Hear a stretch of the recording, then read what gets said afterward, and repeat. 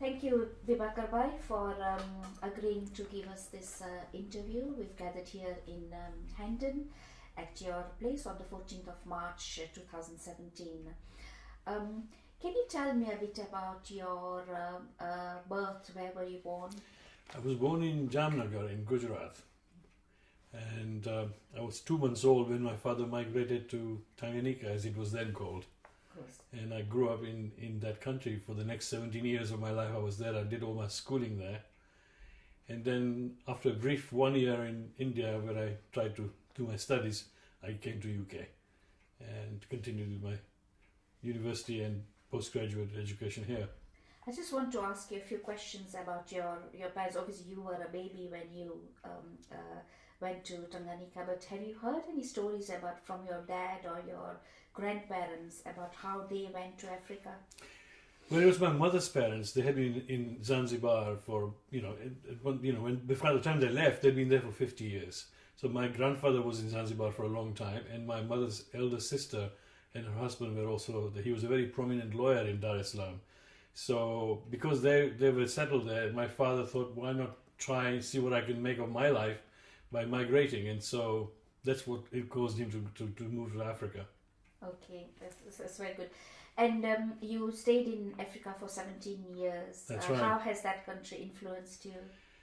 Well, that's a very interesting question. And sometimes I think it's a critical question too, because as you probably know, since you come from there, is the Asians went to Africa, they lived there, they didn't really integrate into Africa. They retained their identity. They might as well have remained in India in so many ways.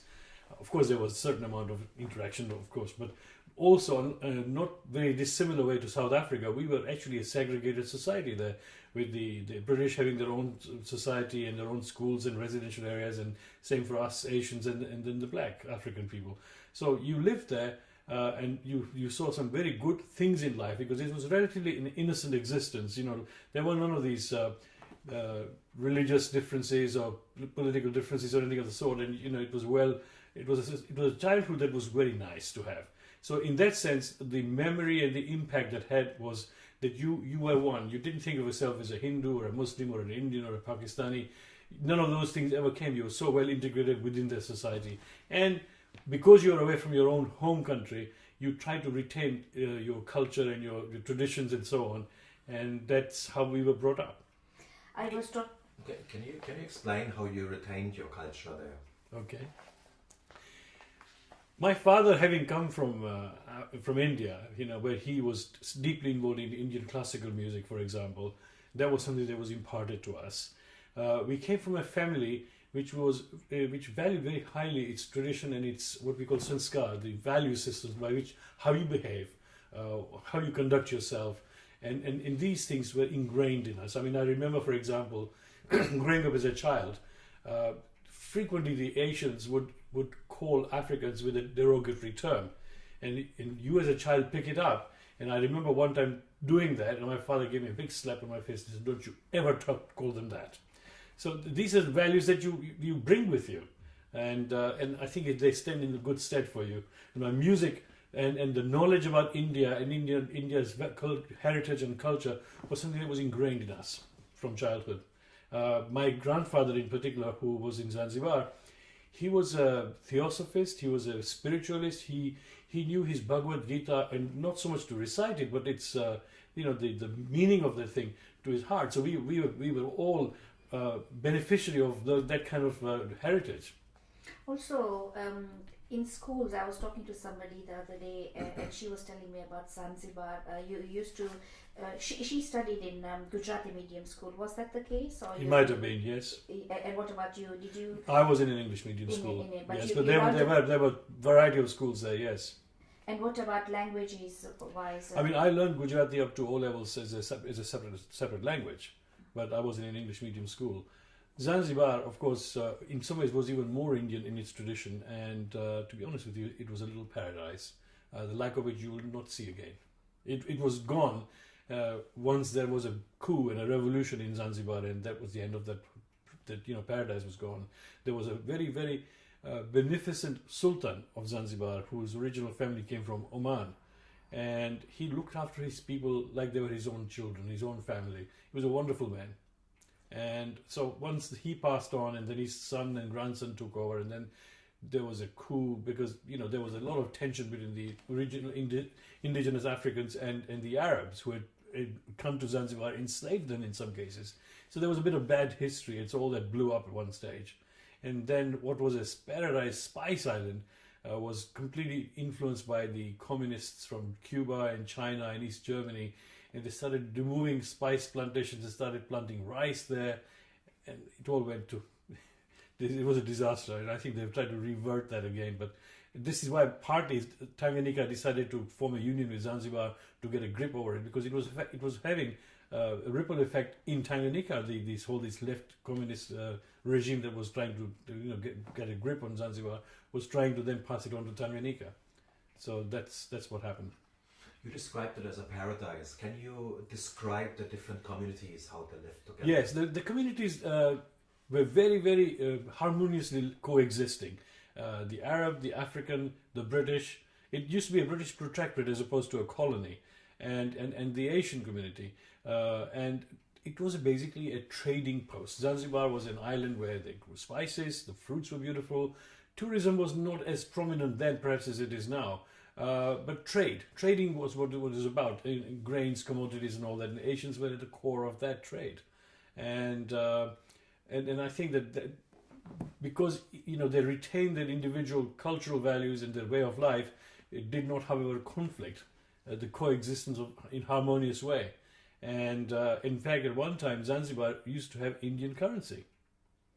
The Indian rupee was the prevalent currency because the British, when there were all British colonies of sorts, you had the Indian currency was also prevalent in the Gulf states. So it continued up to here. So there was a lot of link between India and the Gulf countries and East Africa. And as you know, the Swahili language is very significantly influenced by Arabic. In so many words are actually of Arabic origin.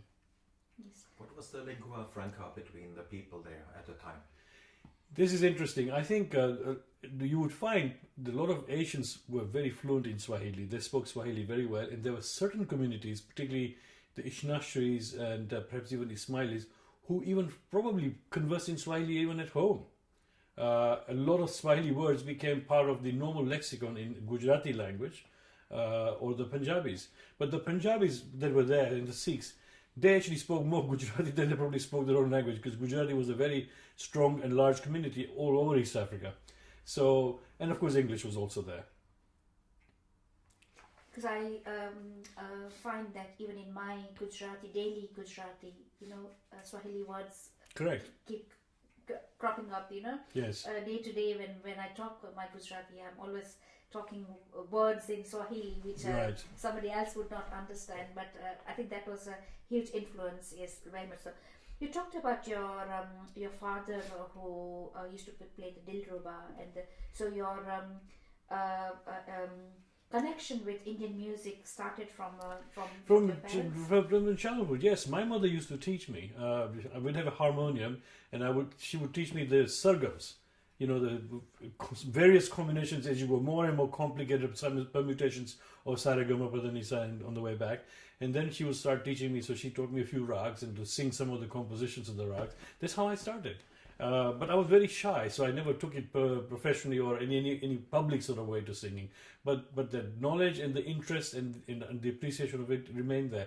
More so perhaps in me, but to some extent also in my brother. He never sat and had a formal introduction to music like I had, and my sister less so. But all of us had a very deep attachment to music generally. But classical music particularly was myself, and to some extent also my elder brother.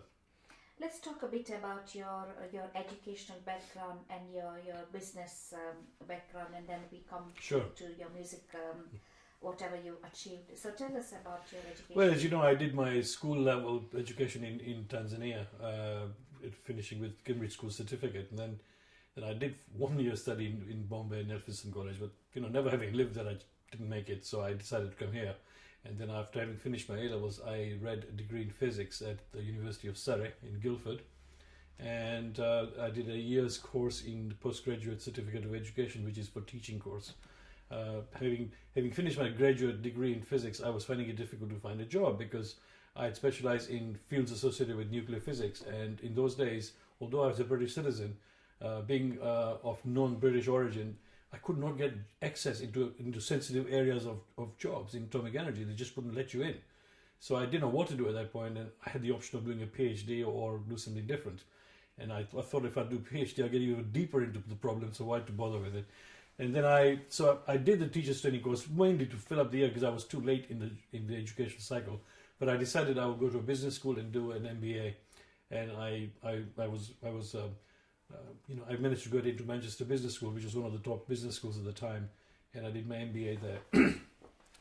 After that, I again had the same problem with jobs that I experienced at my undergraduate level, which is very odd, but it really was the problem that you just would not get called for interviews. And when you did get called for interviews, the same question would arise about your origin and how that would not be easy. If you were a management trainee or something like that, they would not be happy with that. So I decided at that point that perhaps maybe I should go to India.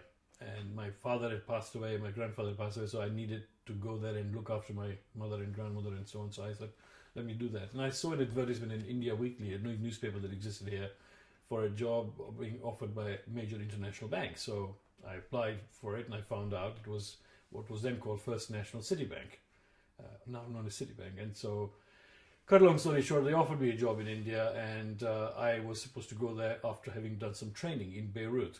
And whilst I was sitting there doing my training for a period of 6 to 8 months, I was informed by the office in India that they could not let me go to work in India because the Indian Reserve Bank wouldn't allow me to work there because I was a British citizen and they needed jobs for Indian nationals. So there I was, the middle of nowhere, and I finished up at that point after a lot of possibilities here and there in Dubai. They posted me to Dubai, and I started working in the bank's operations area. From there I moved into corporate banking or marketing area with the lending side. But my specialty was dealing with other banks and central banks and so on. And when I was doing that, I realized most of the activities I was involved with were actually trading in financial markets by the traders, foreign exchange, money market, that sort of thing.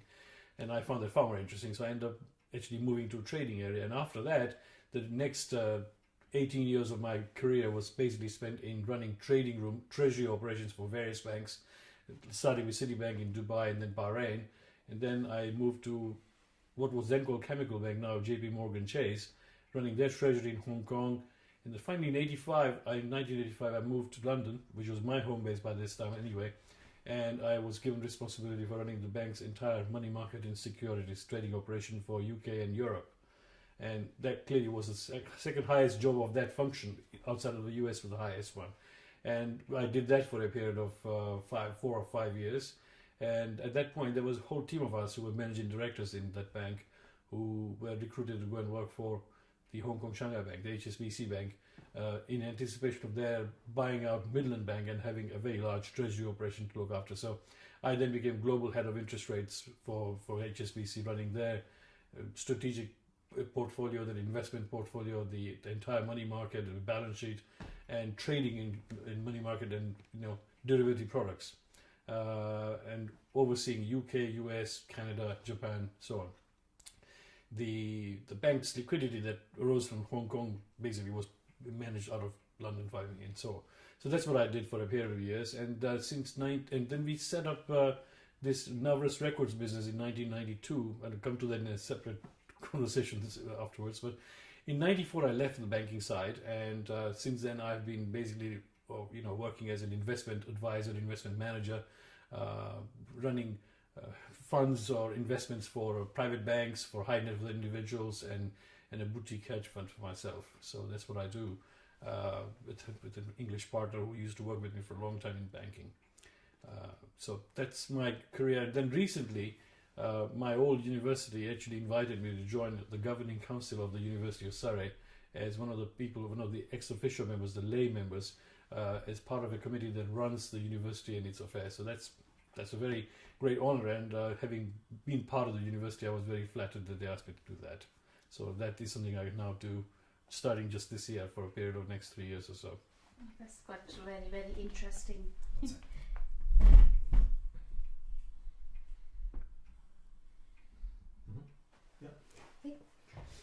So let's talk about how birth of Navras Records, because your background in finance and all that must have really helped you to make this into a big company. Well, actually, it's a funny thing. I think probably the reverse might have helped me more. And let me explain by that. Firstly, when I came back to UK in 1985, I started attending concerts in London of Indian classical music, which I never had real opportunity all the time when I was traveling in Middle East and Far East.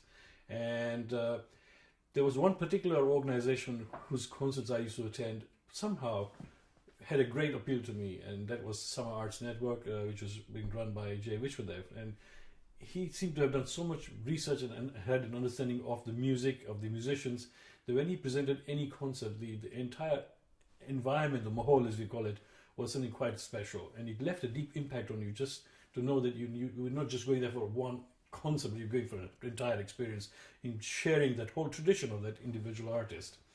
And so I used to go there for a number of years, and whenever I used to work in my dealing room existence in the financial markets, as you probably would imagine, it's in a very, very stressful environment, trading in foreign exchange and money markets and bond markets. And very often my British colleagues would tell me, so, but you look so calm and relaxed. Why is that? Is it because of this classical music you kept listening to? I said, maybe it is. It does calm you down. It's a soothing music. And so maybe there is some truth. So perhaps that is more of a benefit to me. But anyway, after years of listening to this music and getting closely involved in helping Jay with his concerts and financing some of them, because classical concerts were always loss-making propositions. And one day I said to him, look, I've been attending all these concerts and listen to some beautiful music. It's a great tragedy that one cannot listen to it again. And he said, no, but I've been recording this. So I said, well, then why don't you go and get them published? Go and talk to record labels. Somebody will be interested, and then you can publish it. And I said, I'll get you a lawyer friend of mine to help you with it. But he couldn't find anybody seriously interested, because classical music is not something everybody wants to publish. It's a niche area. It's got a small market. Plus, the recordings were there, but the rights yet had to be obtained from the artists, and they didn't want to get involved with that. Plus, the monetary commitment in getting the rights and all that. So it was going nowhere. At this time, I had an elder brother who had been a heart patient and had a valve replacement and all that. So he was told that he shouldn't work anymore and take a retirement for disability reasons. And he was sitting at home around 49, 50 age. And I said, well, if he sits there at home like this, he's going to vegetate and die. I just don't really want him to do that. And he's an absolutely brilliant engineer, and particularly when it came to electronics and sound and all that. So I said to Jay, okay, look, you can't seem to find any record label. I don't know, why don't we try and do it ourselves? Maybe we'll do half a dozen, see whether there is any future in this. I said, you and my brother work together. He will digitize your analog recordings, master them, clean them up if need be. You get the contracts with the artist. I will put the money, but I was still working in the banking side. And I said, I'll work in the evenings and weekends. Let's just start. And that's how it started. And then the question was, what do we call the company? And, we were very mindful that the name must evoke something, because, whenever you had music-related or entertainment-related companies in India, you had names like ZTV and T-Series and Tips. I mean, they didn't mean anything to you as a music. I said, you have to have something that relates to Indian tradition. And, we came up with Navras, because Navras is a concept that's over 2,500 years old. And it is, obviously, it's not just relating to Indian classical music. It relates even more, perhaps, to dance form, to sculpting, painting, theatre. So it's an all-encompassing concept. And so we decided we will use that concept, and we'll use that name for our record company. And so that's how we started. Our main ethos was that because Indian classical music is improvised, it is perhaps at its best when it's presented live. You can get an artist into a studio, and it can be an afternoon, and you tell him to sing an evening raga, and they will do a wonderful job because they're highly trained professional people. So it's not that they would not do it, but at the end of the day, it will lack the spontaneity of a live performance without interacting with an audience. It may be the time of the day, time of the season, something that you cannot create no matter how much you try in a studio. So we decided, since Jay had all these recordings which were live, we will continue to do these things. And every time the artist's album was being released, we will have them over to come for a concert and record again, and at the same time release some other recordings. That's how we started. Now, as it happened, there were 2 or 3 musicians who were very, very keen to start Navras because they liked the idea of what we were thinking of doing, live recordings. And they had also got some early recordings when they were younger artists with Jay in his catalog, in his archives. And so the inspirational people behind Navras, apart from ourselves obviously, were the artists like Pandit Shiv Kumar Sharma, Pandit Hariprasad Chaurasia, and Ustad Sultan Khan. These 3 individuals become really, if you like, people who said, you have to do this and we will help you with it. So that's how we started. And we started with their recordings, and we also had, oddly enough, the first recording we released was of Mehdi Hassan, in which Sultan Khan had accompanied in Sarangi, and it was a very rare concert of 3.5 hours, which was presented at the Royal College of Music. And then we had a launch event where we had Mehdi Saab to come and give a concert here, and we released the album. So that's how we started. And then once you start, then you know that you have to find a distributor to get your products out to the marketplace.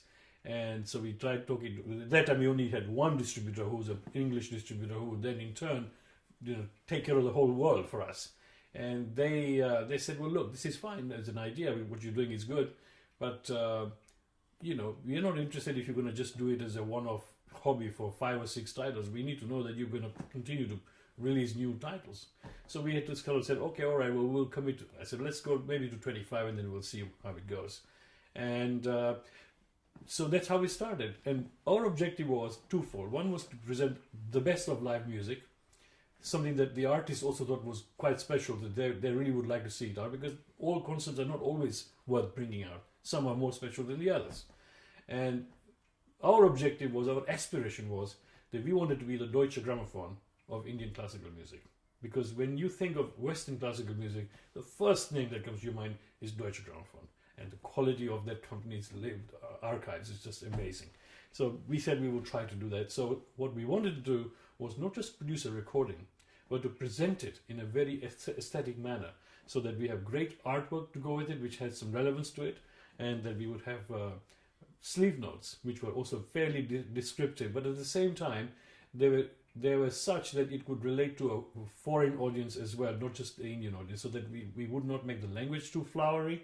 It shouldn't become overly technical, and yet it gave them the tools to begin to understand what was being presented. That became, therefore, the hallmark of Navras' product, that it was of high audio quality, aesthetic presentation, and something that people could want to keep for a long time. Would you mind, when was this exactly? In 1992 we started this. Okay, can you describe a little bit the cultural atmosphere in 1990, beginning of the 90s? The 1990s, in fact, from 1980s onwards, perhaps, the cultural scene for Indian classical music was very, very active in this country. Artists today who are now legends, and they are in their 70s and 80s, some of them have passed away as well, were actually in their prime in those days. And in fact, they were not even fully discovered, perhaps, outside of India. So they were available here at rates which you couldn't dream of today to get artists of that caliber. And so we were at the front end of the renaissance of post-independent Indian classical music scene. And the audience here was, of course, very knowledgeable and very interested audience, was not very large. What happened was, in the 1970s in particular, when it first really started becoming visible, if you went to an Indian classical concert, a large part of the audience in London and UK would be British audience. And of course there'd be a lot of Asians too. But for some reason, over the years, they changed. And slowly but surely, the British audience fell away from it. And, you would only get maybe 5 or 10% if you're lucky. And then eventually, the whole scene became dependent on the Asian audience. Now, if you go to the continent and have a concert of Indian classical music, that is exactly the opposite. The 90% of the audience, if not 98% of the audience, is indigenous people of Europe. And the Asian population is not that big in those countries, but it's therefore very small. And I think that to me is a much more satisfying situation, but unfortunately we don't have that in this country. And we lost something there, and my only explanation for that is that for some reason it became associated with an immigrant art form and not a world heritage, something, for example, when we had our catalogue out, we had a problem being slotted in the classical music genre in shops or in distributors' catalogues or whatever. They do not consider anything classical unless it's not Western. So Indian classical music would not be considered as classical music. And then eventually it became world music. That was the term it got involved into. Anyway, be that as it may, we can argue about that. But that took away from the Indian classical music an audience that would otherwise have been. I mean, the 1970s in particular, but even to some extent in the 80s, you would get BBC broadcasting programs of Indian classical music, extensive programs on Radio 3. And that wasn't meant for Asian audience, and they would really give a lot of description and explanation. None of this would happen anymore. It's all gone. And so it had to depend largely on Asian audience, which is okay, but I think it's sad that that's the case. We didn't see our objective as being purely an ethnic music label or ethnic music activity. Because the Indian classical music, in my opinion, I mean, let's go back to the ethos of Indian classical music. I am biased, being an Indian and understanding the music I do. The Indian classical music has sensibilities, the like of which no other music form probably has. Each raga, the very fact that the raga has delineation by time of the day or the season of the year or the moods, the rasas we call it, they basically affect your body chemistry and your mindset in a way. But there's so much research behind that there is a reason for this. And I think that it is universal in context. It doesn't have to be an Indian thing. And I think that by being, categorized as world music but not part of classical music scene, proliferation has been somewhat diminished in my opinion. But I think to the extent that it has managed to get exposure in the West, one can only thank Pandit Ravi Shankar because he was the one who really took Indian music outside of India. His brother took the dance form outside of India. And then in the later part, I think perhaps the most prominent person to have done so is Hariprasad Chaurasia. Partly perhaps because of the nature of his instrument being a flute, is a universal instrument, so everybody can relate to that. A sitar, a sarod, a shahnai, a bit more difficult. So, but he has traveled the world and brought Indian music to the audiences. But I do find that the interest in Europe is of a different quality. I've heard of people telling me that they would fill up, aircraft hangars full of people in France. 5,000 people would attend a concert. You go to a concert of a very unique genre within Indian classical music, which even Indians don't attend very much, to call Drupad. And I had remembered we had done a concert in Paris one time. 250 people were turned up, and about 240 of them were Frenchmen. You would not get that here. I think there's been a bit of revival among the British audience now, and it's getting better than it was in the 90s and in the early part of the 2000s, but I think it is still largely dependent on Asian audience. But anyway, so that was the background to it. And in 1992 we started this thing, and at that time the digital music was a relatively new thing, and that gave you much nicer, cleaner sound than you could get on a vinyl because of the scratch and everything else that happened. The other problem was, until that time, people always associated any live recording as being rubbish quality, so they didn't want it. Because if you tell them this is live, they said, no, give me studio recording because I don't want to hear it. So we had that initial hurdle to cross, to make people realize that we could actually produce live recordings almost of same quality as a studio recording, and sometimes even better. But we finally managed to get through that. And so in the end, the Navras label came to be associated with the label not only of good quality music, but high audio quality presentation, aesthetically presented. And then our objective was that if we can start doing this with the major artist names, the maestros, then perhaps we can then go to the next stage where we can pick out young artists coming up and put them on our label, because then we thought people would say, if they're on Navras, they must be good. So let's listen to them. And we thought that would be the way to leverage for the future artists of classical music. Because I think it was the brand name of Navras which actually allowed people to get to know more about Indian classical music. I mean, for my personal experience, feel that, you know, because I've listened to your records of Hari Prasad Chaurasya or Shiv Kumar Sharma, you know, I got to know more from your CDs than having access to the live record, live performances. Right, of course. So definitely, Navras has played a huge Right. role in that context. You concentrated more on North Indian music. Yes, it's a very good question. In my life, I've always been very clear about one thing: to try to do something you understand, to the extent that you are going to do something that has going to be out in the public domain. Naturally, I had a better understanding of Hindustani classical music than I had of Carnatic music. Secondly, the Carnatic music scene was significantly overpublished already by the time we got involved in it. There was a large number of recordings out there. And my big concern was, I don't want to duplicate things that may exist that I don't know enough about.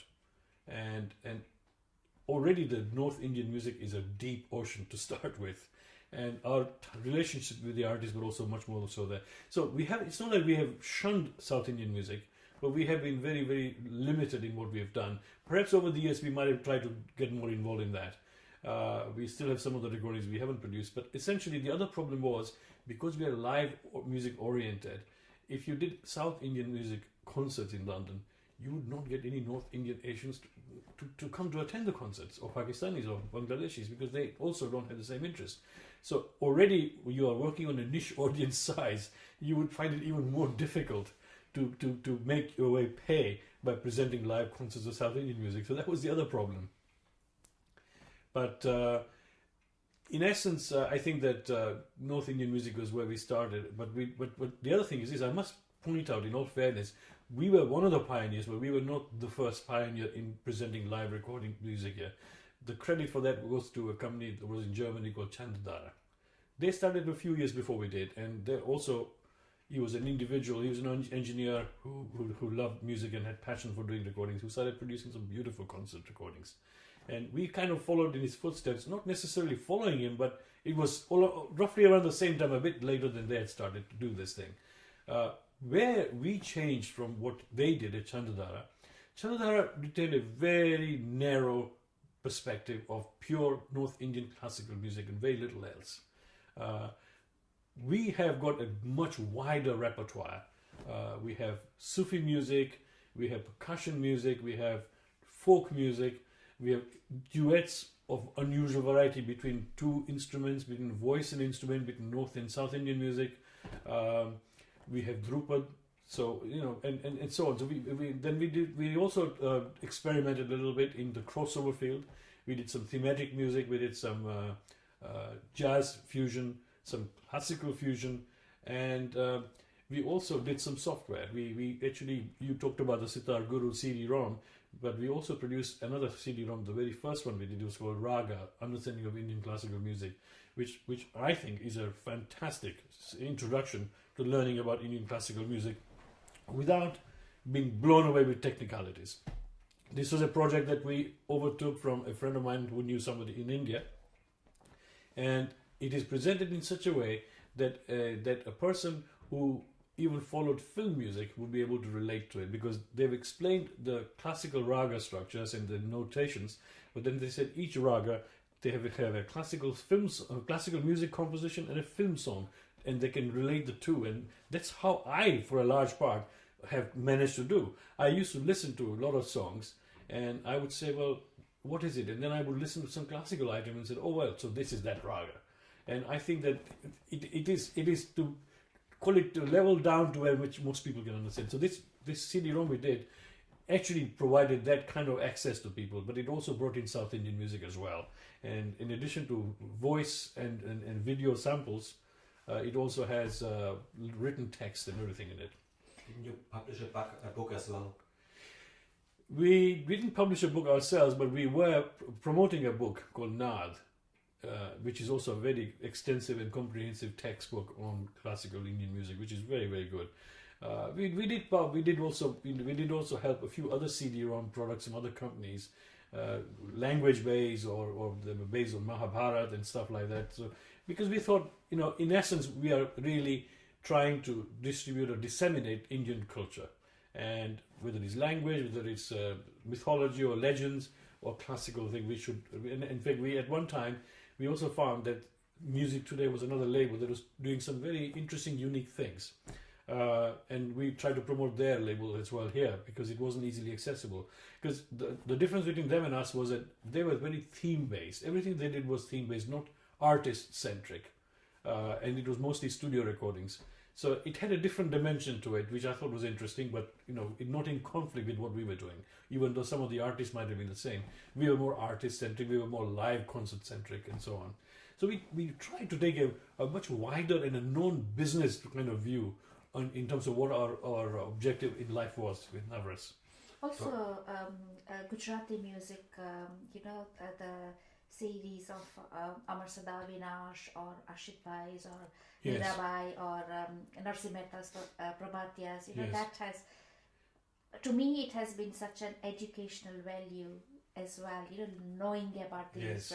people. So, tell us a bit about your Gujarati music. Well, being of Gujarat, obviously Gujarati music was something that had special attraction for us, and Ashit Bhai comes from our community, same community that I come from, and so we have a lot of cultural common links in terms of music, in terms of type of music, and so on. And Narsi Mehta being the classic case in point, he was also from my community, and that was the first project we did with Ashit Bhai. And I think he's a phenomenal musician, by the way. And so we did a number of projects with him at Petit's organization, and then that was to bring up the ethos of Gujarati culture. And then of course we did some collaboration with Chandubhai Matani in Leicester with his company Sonarupa. So Amar Sada Vinash to some extent was a collaboration through him. We did another album of Srinathji, Jai Jai Srinathji, which was also done. But the Amar Sada Avinash was a very special thing because Avinash Vyas was an absolute giant of Gujarati music, of Indian music in some ways. And he had so many different strands to it. He did bhajans, he did garbas, he did ghazals, he did geets, and we did all of that reproduction because some of them were already published originally, and so we did reproductions of by new versions sing songs of the same thing.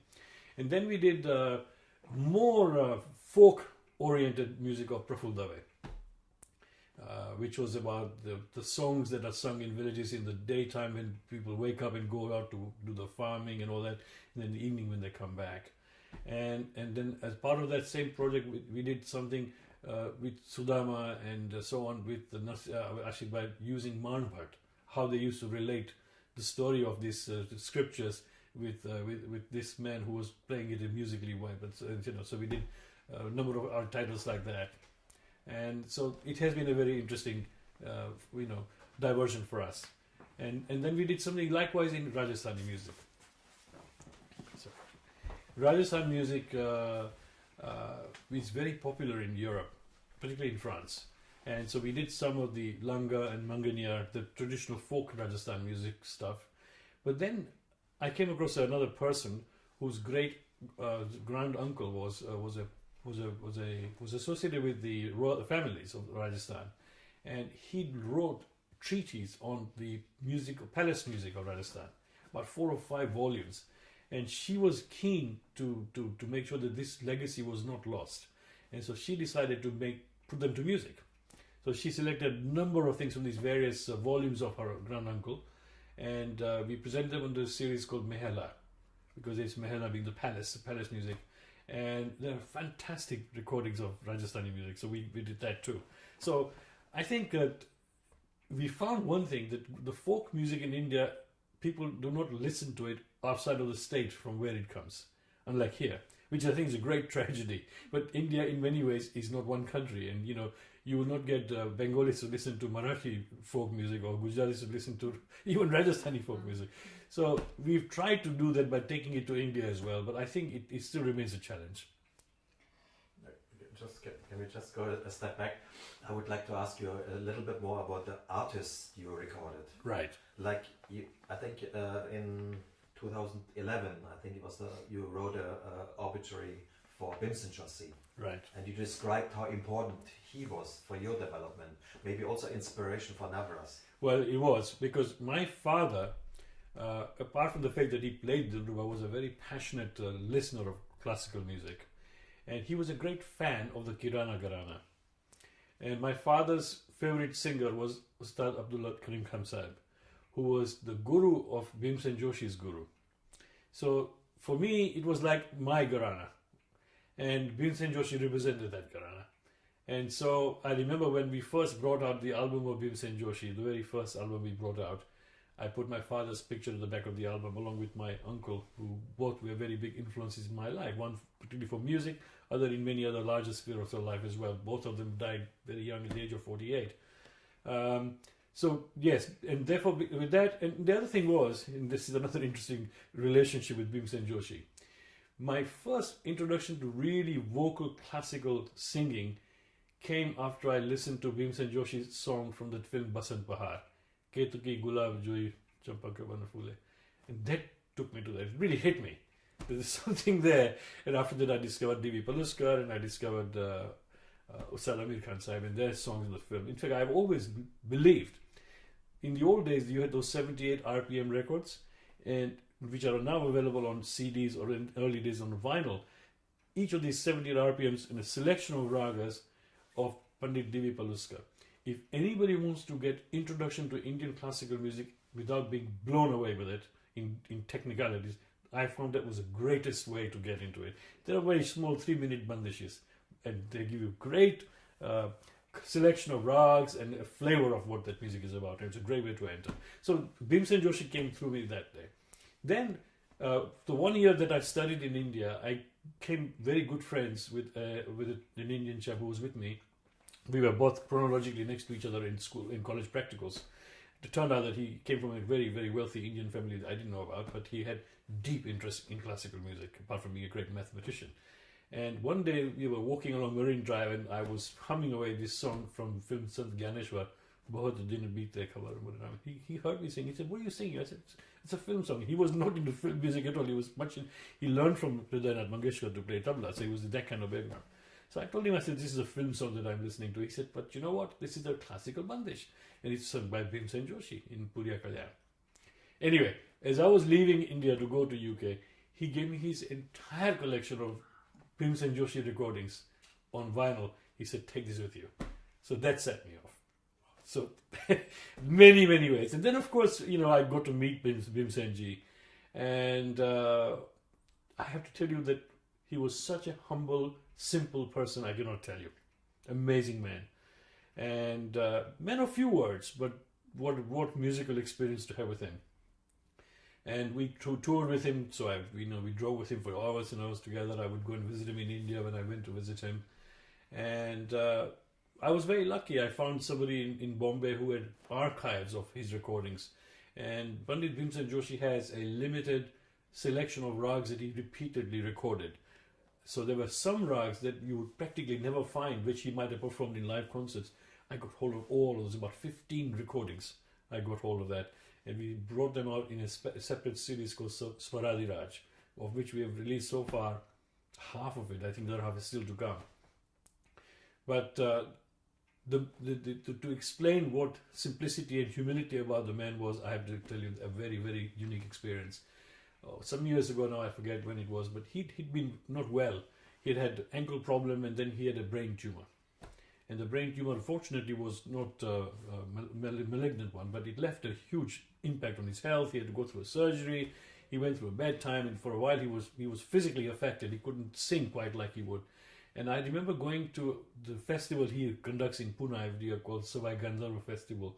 And after an absence of 3 years, he was going to perform for the first time there. And he always finished on the last. He would do the last item of the all-night concert. And he came to sing, and he was supposed to come in at 5 o'clock or something, but it was delayed so much that by the time he actually started singing, it was about 7 or 8 o'clock. And I was invited there. I was in the audience. I had been to see him before the concert at night. I went to his house, and so I met him at the concert. He was there, and he started singing. But his voice was really shaking. It was not the same Bimsen Joshi that you and I had heard. But the audience in Pune, they said, as if, but we know what you're trying to sing, and that's all we are hearing, not what you're actually singing, but what we know you have always done. And the audience was not bothered. At the end of the festival, as I was leaving, I went to him and I said, I want to touch your feet, and say, I'm going to take your leave, I'm going. And he says to me, Baxi Sahab, aaj maine theek to gaya na? He says, did I sing well today? Did I sing okay today? And that told me two things. One, he knew that he wasn't quite what he would be, but for a man of his knowledge and stature to ask a simple person like me to give me that much respect, that shows such humility in the man. That was quite unique, man. Wonderful man. Great singer. What about your experience with other musicians? I've had some great experiences. One of the musicians with whom I became, there were a few of them with whom I became very, very close, but one of them was Ustad Vilayat Khan Sahib. I've always said two things in my life. There were two musicians that completely defined my musical sensibilities. For instrumental, it was Ustad Vilayat Khan Sahib, and for vocal was Ustad Amir Khan Sahib. And even what I have said of Vincent Joshi, whom I'm a great fan, for me, Amir Khan Sahib was something quite incredible. And I had said that if I only had those two artists to listen to and nobody else on a desert island, I'd settle for that. So I was very, very close to I never heard Amir Khan Sahib live because he passed away. He was killed in a car accident.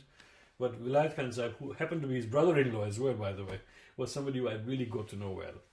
And I heard him at concerts in Bombay before Navras even existed and so on. So it was his kind of music that really touched me. And the reason for that was, and it should probably touch most people who are not deeply into classical, because what he does, he sings through a sitar. It's almost like vocal music, what they call the gaiki yarn. And there is a story about this. The story is that he lost his father when he was 10, 11 years old. So after that, his training was done by his maternal grandfather and his maternal uncle, who were not musicians, who were not instrumentalists, they were vocalists. So they were teaching him, but the vocal side of it was a great influence. So much so that he started singing. And one day he came home from having moved to Bombay, he came to Calcutta for a festival, and at that festival he sang, and he was given a special award for that. So he said, I came home and I told my mother, look, I got this award today for singing. And the mother said, very nice, thank you, and she smiled, but then she was not reacting. So he said, what's wrong? So she said, son, you've got to promise me from now on that you will not sing again. He said, what are you talking? She said, I am a daughter and a sister of two vocalists, but I am also a wife and daughter-in-law of two of the great sitar maestros of this country. I will not allow the world in the future to say, I chose my family's tradition over my husband's family tradition. If you have any ability in singing in your life, do it through sitar, not through singing. And he poured his passion for singing into his sitar playing. That's where the gaiki yarn was born. And I think it's a fascinating story. We spent hours and hours, as I mentioned earlier, and he was one of the artist with whom we had an exclusive relationship, and that meant that every year when he traveled between the US, where he spent his summers in Princeton and in India in the winters, he would stop by here and we would present his concerts in UK and sometimes in Europe, and so we got to really know him well. We got some really special recordings done. He was a musician's musician and a very interesting individual. The other musicians that we became very, very close to, of course, naturally Shiv Kumar Sharma and Hari Prasad Chaurasia to start with, and Ustad Sultan Khan as well. Sarangi is an instrument that to me is probably the most touching, the most moving instrument. It's the nearest thing to human voice, and it can really, really move you. I remember this experience that I had. We have a friend in the community here in London whose son played tabla, and Sultan Khan Sahib was doing a concert of his which we all attended. This is not a Navras concert, private concert, but he had played the tabla, and this was recorded by this boy or his father. Some time later, the father passed away, and apparently he had been listening to the recordings, and when his funeral was starting from home, they played a lullaby that Sultan Khan Sahib had performed at that concert. And I have to tell you, the atmosphere that created that in that house nobody could stop tears coming out of them. It was just unbelievable. So sarangi is an instrument that really hits you right here. And perhaps for me, at least, nobody created that impact with sarangi like Sultan Khan Sahib did. He was just remarkable. So great experience. Hariji, of course, as I mentioned to you, and Shiv Kumar Sharma. And then the other artist with whom we've been also very, very close relationship has been Ustad Amjad Ali Khan Sahib. Again, he has been greatly influenced in the presentation of his sarod and its tonal quality by the Gaiki Yang style. Whether that was from Vilayat Khan Sahib or from other sources, I wouldn't like to say, but nevertheless, he brings into his sarod playing the Gaiki Yang, which became very touching, very moving. And then Kishori Omankar, we were the only people who ever actually presented her in London over the years.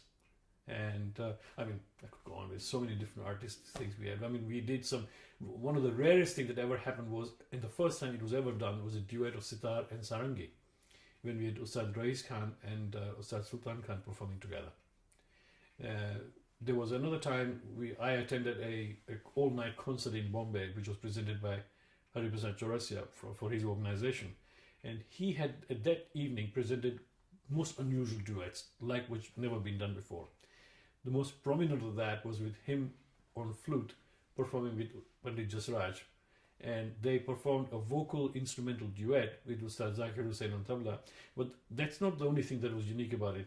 The entire first part, Alap Jor Jala, was in Thrupad Ang. And then the second part was in Khayal Ang. That again is unusual. I know that Shiv Kumar Sharma and Hari Prasad Chaurasia, when they do instrumental presentations, they do that. They sometimes present it in Khayal Ang, which means they have a very short alap, or they will do a full throttle Alap Jor Jala in a Dhrupad style. But in vocal music, it's hardly done, the combination of the two. So that was a very unique duet, so we presented that. Then we presented the first ever North-South duet of Vincent Joshi with Dr. Balamurali Krishnan. Then sitar and voice with Shahid Parvez and Rashid Khan, and many others. I mean, they're quite interesting duets. Yes, we are talking about Yatra. Do you find over the years, with these musicians coming out of India, traveling to the West or Africa, has that influenced them? If they're traveling, it doesn't matter so much. But when musicians have moved permanently and stayed in, say, the United States or even here, something is inevitably over the years going to be lost or affected.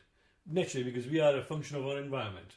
I always say this. A lot of the British trained classical music artists tell me that, look, you are not promoting us. You're not doing enough for us. And why are you not doing that? And I always tell them, I said, look, I have nothing against promoting any of you. But my problem is, for me as a label to promote, I have to first of all remain consistent with the quality of music that we present as a label that we are expected to produce. For you to get to that level of acknowledgement and recognition, you have to take yourself to the Indian classical music circuit. You have to present yourself there, because it's important for you to be seen there, to be acknowledged there, so that we can then promote you, because it's without us being able to promote you in India, it is pointless, because that is the ultimate point of that music scene. And one of the reasons why we decided in 1995, having started Navras in 1992, we realized that we had to go to India. It didn't make sense not being in India. So we decided to open our operation in Navras Records in India in 1995. And for about 3 years, we persisted. We found a distributor who would, distribute our product in India, which was very lucky, because distribution in India was not a known thing. Because in India, all you had were music labels, and they did their own distribution, so they wouldn't take your distribution. An independent distributor was something that was very rare. By accident, I happened to be at this iconic shop in Bombay called Rhythm House, and I happened to mention them. I said, look, I'd like you to do this for me. He said, yes, but I'll get you a distributor. So I came across these people, and we started in 1995. And it started doing well. But the problem was, as our catalog got bigger and bigger, we found that we had to have a bigger stock of albums kept in stock. And if you're going through a distributor, if they don't sell it, they give it back to you. And in the meantime, your money is tied up until it's sold. So for a company of, it was just one person's money that was being put into it, was too much of a financial strain to do justice to the size of the Indian market. And at this time, two things happened.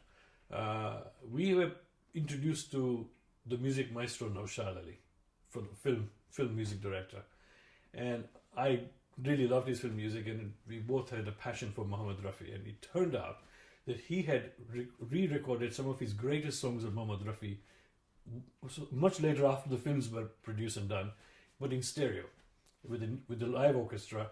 He recorded them, and sing songs like from Beju Bawra, from Kohinoor, Dulari, you name it. And I said, it would be nice to present this, because his recording had not been brought out. But I said, to do justice to something like that, like a classical album, you need to promote this thing, you need to market this thing better to have this. So I realized that for that to happen in India, we needed some muscle. And at this time in India, Sony Music and many other foreign companies had come to India, had come there, and they did not have a classical catalog. And they said, look, why should we recreate something? We would like to license your catalog. We will market it for you in India. Would you like us to do that? And we will put all the promotion and marketing, everything behind it. And it's such a big name, Sony Music, so I thought it made sense. And that's how we started. So we shifted out. The Navras in India was closed down. The office is still there, but the label is no longer there. And then Sony took over from there. And then, of course, everything that happened in India came through Sony Music. So we then having established the name of Navras in India, people began to realize that Navras was no longer there, but through Sony Music it was coming. And even today, sometimes we get people from India writing, well, we want your product, because at the end of the day, the presentation, the print quality, the duplication quality, the case, the CD case made here is a far superior quality. And there are people who would say, I don't care, just send it to me, I'll pay your price in UK, but I'll do that. The Indian market has been ruined, because everything in India they try to bring it to the lowest common denominator. So it came to a point where one time a company called T-Series started selling classical CD albums at 65 rupees. Now, when you sell something for 65 rupees at retail level, can you imagine what that must be at wholesale level? And therefore, how do you pay for replication, mastering, artist fees, artwork fees, physical storage costs, because you have to keep that in stock for a while, and shipment costs, all this? It just made no economic sense. It was just guaranteed to destroy competition. And that's what started happening. And eventually they started doing MP3 versions, which is even worse, because you're compressing the sound. And that's okay for film music if that's what you want, but for classical music it shouldn't happen. So, you're finding a battle that became more and more problem. So having a muscle of a Sony was much more useful for us to have. And of course, the next stage we did, apart from doing software and CD albums, was we started doing DVDs as well. And so we've got about 20 or so titles in DVDs. Again, fairly diverse catalog. We have Abida Parveen, we have Shiv Kumar and Har Kumar duet. We have Amjad Ali Khan, Vilayat Khan Sahib, Bismillah Khan. We are yet to release. And then we've done some South Indian stuff as well with Dr. Subramaniam. We have done Hansraj Hans, some Sufi music. So, there's a fairly diverse portfolio there too. But in general, I think people prefer listening to music rather than looking at it. Is my impression. Because nobody wants to sit there and watch a single. You would think that actually would be preferable, because you're actually reliving it live in front of you. But the problem is, today more than ever before, people don't like sitting and doing something for too long a period of time. Even if probably they won't listen to a full-length album of 75 minutes for one raga would be a problem. You mentioned at the beginning, the importance of live recordings. Yes. And the live performances. And even nowadays, it's more important, actually, the live recordings. How did you combine? Did you run Summer Arts on the same level? Well, what happened was that for the Navras part of the business, there were three of us directors who were involved. My elder brother, Kirit, who sadly passed away 2.5 years ago, and Jay Vishwadev and myself. So Kirit was technical director, Jay was the artistic director, and I was everything else, plus my brother's daughter, who pretty much runs the business day to day since 1994 when she finished her MBA, Nima.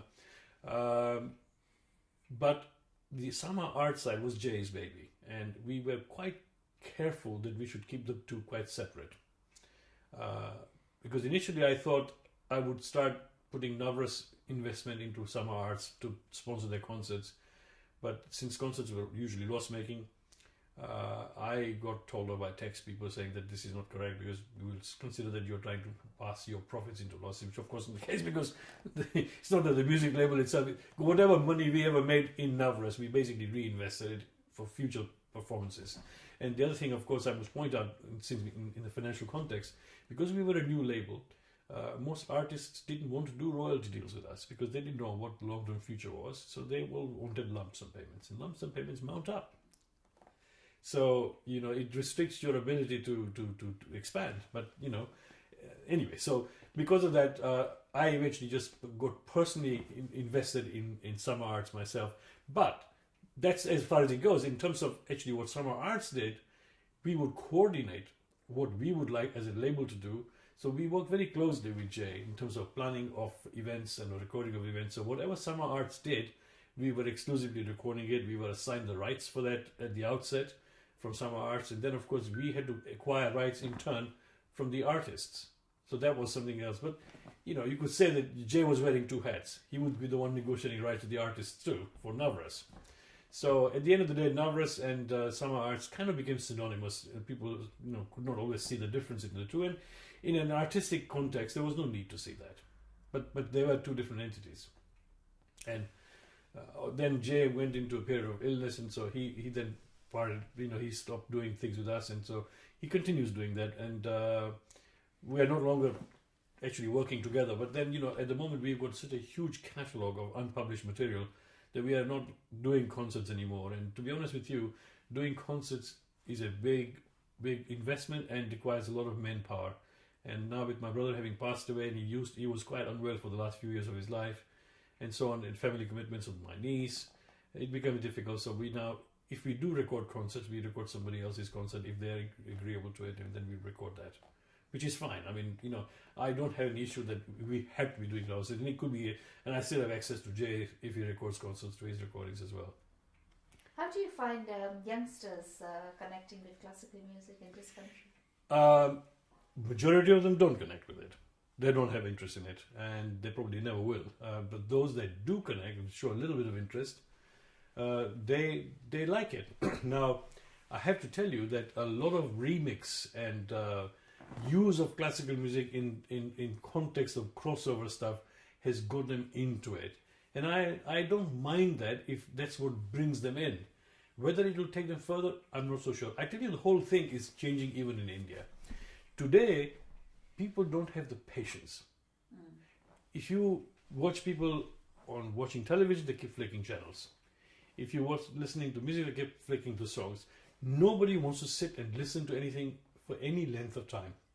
I tell musicians now, don't do 75-minute drugs. You're not going to have the audience to listen to. They just get fed up. They won't stay with it. Frequently, an relatively unknown artist wants me to release recordings, even very accomplished ones, but not as well known. I would tell them, do 5 or 6 ragas, different selection, so people can see a little bit of everything. And I think that that will get people into it. Because the old days, Shiv Kumar Sharma would play one rag for 75 to 90 minutes. Vilayat Khan Sahib, I've heard him in Mumbai in a private concert at night, played one rag for 2.5 hours. Nobody's listening to that anymore. That scene has changed. And that scene is changing in India as well. And I think that is the function of our time. Everything is now like this. And more and more people are now, everything's downloaded. You were talking about that thing. I don't know, are we recording this already? Okay. The thing is, the physical product is dying. And initially it was downloading. But even downloading, in India it never happened, almost. Like the telephone system, the landline phone system in India was never very extensive. It went straight to mobile telephony, right? It just jumped in. Same thing's happening in music. The downloading never really happened, and it's all going to streaming now. And partly because it's cheaper, or probably don't pay anything, but that's just the nature of it. Now, in the long run, I don't know what the consequences will be if there is no payment out of this thing. As long as there was payment involved, I thought the digital download or the digital dissemination in itself was not a bad thing, for a number of reasons. The problem with the physical product is simply, it firstly ties up a huge amount of capital. and stock and warehousing and whatever. Then you have to take the stock back if it's not sold. You have to do artwork in booklets and everything, which costs a lot of money if you're going to do a proper job as we used to try and do. And after all that, and you pay the artist and pay all this thing, if you're lucky, you will be able to sell it to a distributor for £2.5. In the old days, it used to be £4. Maybe earlier it was a bit more. But anyway, by the time the distributor sells it through what was HMV or Tower Records, it will be £14-15. And you didn't see more than £2.5-3 out of it, and that was, or not, there was a gross figure, because you still had to pay VAT, you still had to pay artist fees, the manufacturing costs, the warehousing costs, financing costs, all these things. So there was hardly any money in the game. Now, take away the physical product, and you get an online product. Firstly, you don't need to do a booklet. You don't need to make a physical product.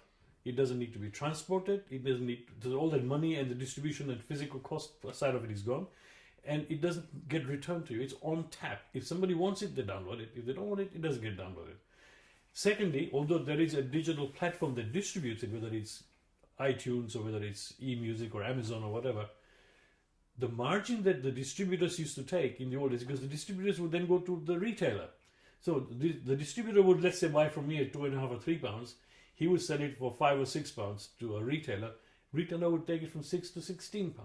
So those margins are so big that one, it didn't give you the volume that you needed, because a lot of people couldn't afford to buy or would not buy. Compared to that, the digital product is much cheaper. And at the end of the day, the margin we would get out of it is at least as good, if not better. So in the long-term context, this is a better economic proposition, but you need the pickup. Now, of course, the other advantage of digital thing is that you reach a complete worldwide audience. Whereas Indian classical, physical product of Indian classical music, not every record shop would want to keep. And if you have a catalogue of 300 albums, nobody's going to keep that. That's why we started working through the shop at the Bhavan Center here. We used to tell them, you keep our entire catalogue, we make you pay nothing in advance. When you sell it, you tell us how much you sold and we'll take money from you. But at least there'll be one place where people can see our entire catalogue. But as far as digital distribution is concerned, your catalogue is available full 24/7 to everybody right around the world. And that has got to be a long-run good thing. But the fact that people's listening behavior and the buying behavior has changed, because an awful lot of it is put on YouTube now, and that's killing the business. Give you a simple example. I used to put 10-minute clips from potential DVD products or from CD products. Just put some interesting parts and see if people would listen to it or watch it, and in the hope that when people do that, they like it enough that say, no, I want to hear the whole thing, and they will buy the album, they buy the DVD. It doesn't happen. Now, recently I put a video clip of 10 minutes of Ustad Bismillah Khan Sahib, which is not even released yet. It's already had about 500,000-600,000 hits.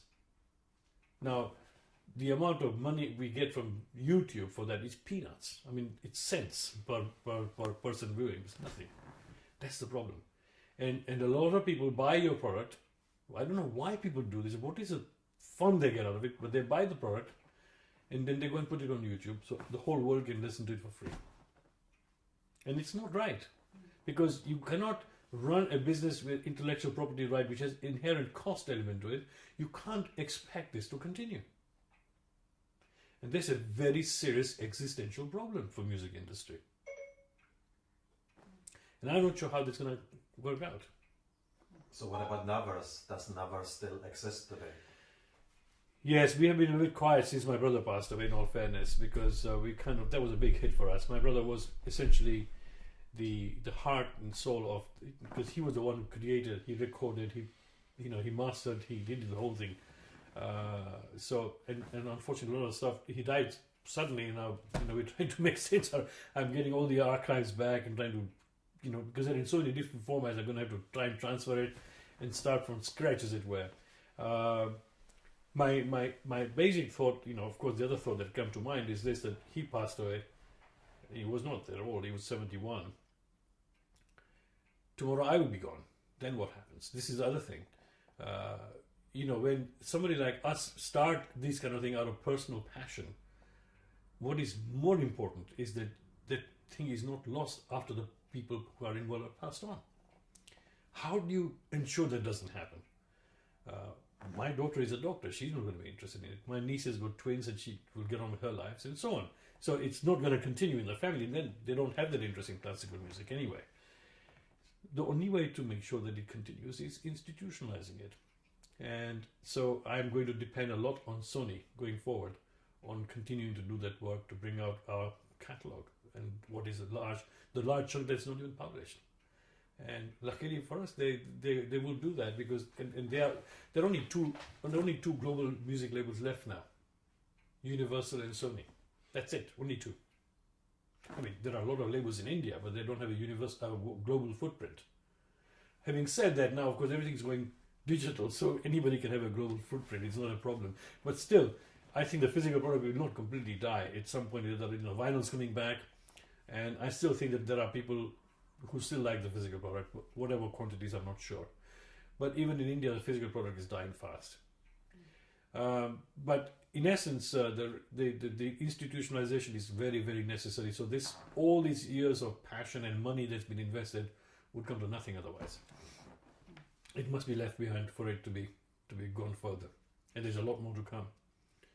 And there's some phenomenal stuff that we have, which is still waiting to come out. The very first album of Media Center we produced, we have that on DVD, and it's absolutely incredible. We have an entire series that we acquired, produced by Pandit Raghunath Seth, the flute maestro, and it's about the evolution of the Thumri as an art form, and how it starts from Drupad and Qawwali and leads into Thumri and all the Dadra and all that.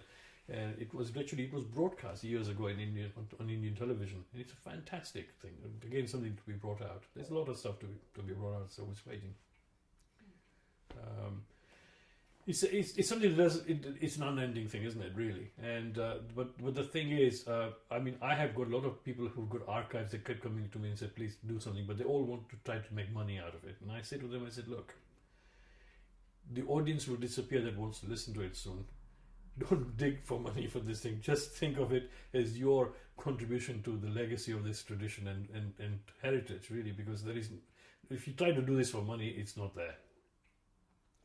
I think that all you can do is to make sure it stays there and it stays in a preservable form and in quality that people will remember in hundreds of years to come that something like that existed. And I have to tell you, when you meet as closely as we have had the privilege of meeting the musicians, there are two sides of it that come out of it.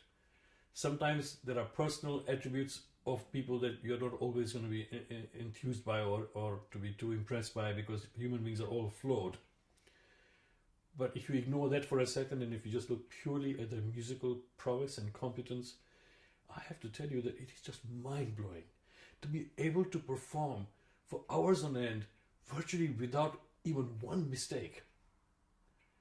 The amount of years and years of preparation that has gone behind that. I mean, they probably performed did preparation for 15, 20 years before they even went to be on the stage. Today's youngsters don't want to do that. They want to get there on stage in 5 years.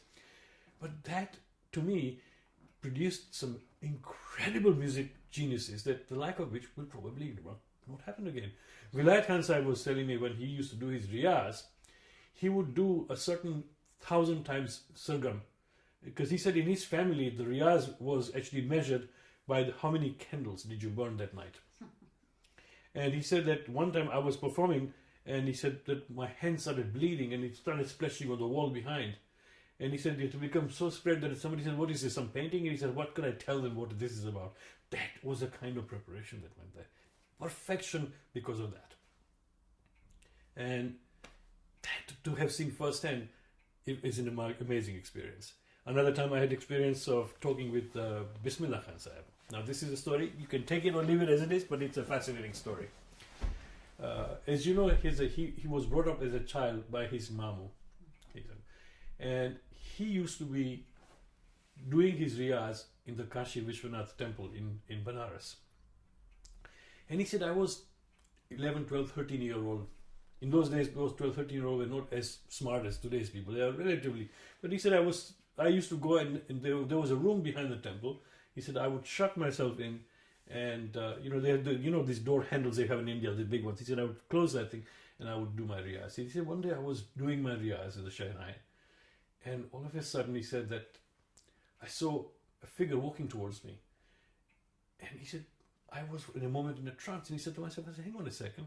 But I thought I closed the door. Who is coming into the room? And he said, but before I could think further, I was completely blinded by the bright light that was around the figure. And he said, I couldn't see anything. And then suddenly he was gone. And he said, I went and told my uncle, I said, today, this is what the experience I had. And he said, give me a big slap. I said, why? Why are you doing this to me? He said, you shouldn't be telling this to anybody. You've just seen divinity. What an experience. Now, people will say he was an impressionable teenager who just made something out of it. Whatever. But there is one thing, to me at least, I'm not a very religious person, and I consider myself more spiritual than religious. And I think classical music is my religion. It is spiritual in its way that, the very, every note, I mean, you imagine this, there are so many ragas, right? And sometimes you will hear somebody singing whose voice is not the most melodious of voices, right? But they are very, very prominent artists.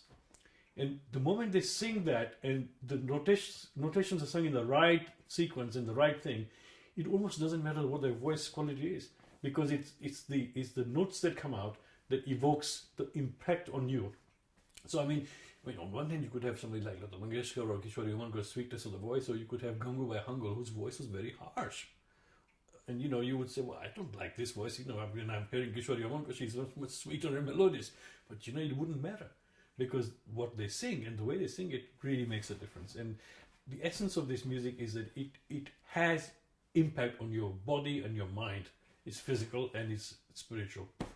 And that, I think, is... I remember this when I was growing up in East Africa. We had one man who came to do Katha from Gujarat, but he was actually originally from UP, from Vrindavan. And he was a Sangeet Acharya. He was a Sangeet Acharya from Banaras Hindu University. And he would say, he said, that everybody else's music in the world is for entertainment of your mind. He said, Indian classical music is for your soul.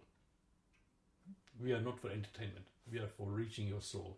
That is the difference with this music form. Sorry, that sounds very narrow-minded and partisan to say, but that is the essence of this music form.